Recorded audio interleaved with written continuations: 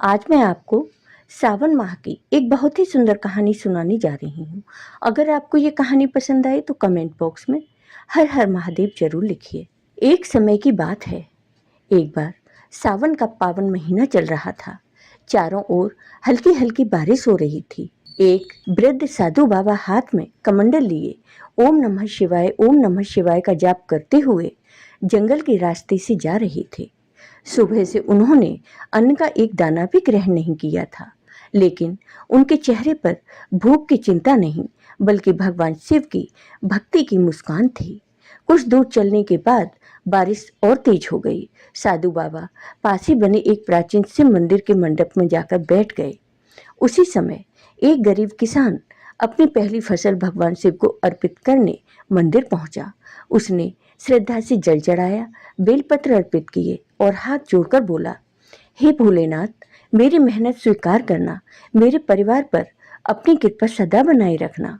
पूजा के बाद किसान की नजर कोने में बैठे साधु बाबा पर पड़ी। उसने बिना एक पल सोचे अपने साथ लाए हुआ भोजन उनकी ओर बढ़ा दिया। साधु बाबा ने मुस्कुराते हुए कहा, बेटा, यह भोजन तुमने नहीं, स्वयं महादेव ने भेजा है। भोलेनाथ तुम्हारे घर में कभी अन्न और सुख की कमी न होने दे।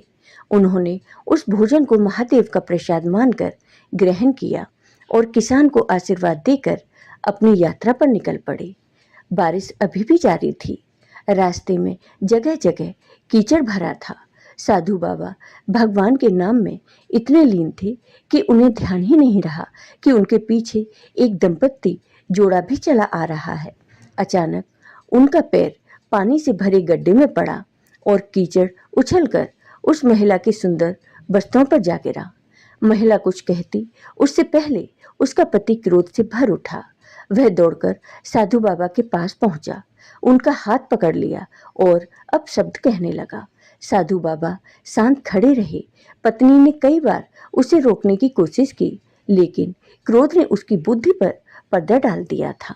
उसने गुस्से में आकर साधु बाबा के गाल पर एक जोरदार थप्पड़ मार दिया। वृद्ध साधु लड़खड़ा कर कीचड़ में गिर पड़े, लेकिन उनके चेहरे पर क्रोध नहीं था। उन्होंने धीरे से उठकर आकाश की ओर देखा और मुस्कुराते हुए कहा, हे महादेव, कभी तेरे प्रसाद से पेट भरता है, कभी तेरी इच्छा से अपमान मिलता है। तेरी हर लीला मेरे लिए प्रसाद है। हर हर महादेव।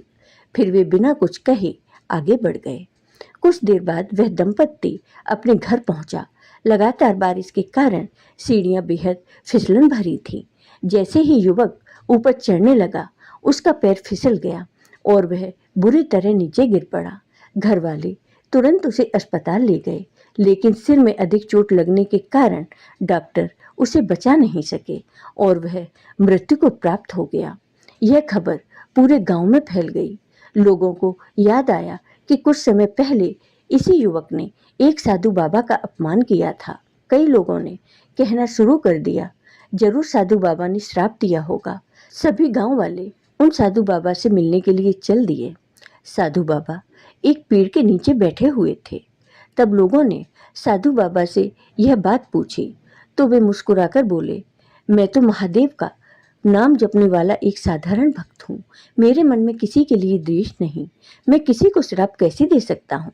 फिर उन्होंने शांत स्वर में कहा, जिस प्रकार वह युवक अपनी पत्नी का अपमान सहन नहीं कर सका और मेरे ऊपर हाथ उठा बैठा, ठीक उसी प्रकार मेरे भोलेनाथ भी अपने भक्त का दुख देखते हैं। लेकिन किस कर्म का फल कब और कैसे मिलेगा, यह केवल वही जानते हैं। उनका न्याय मनुष्य की समझ से कहीं बड़ा है। साधु बाबा की बातें सुनकर सभी लोगों की आंखें झुक गईं। जय हो भगवान शिव की।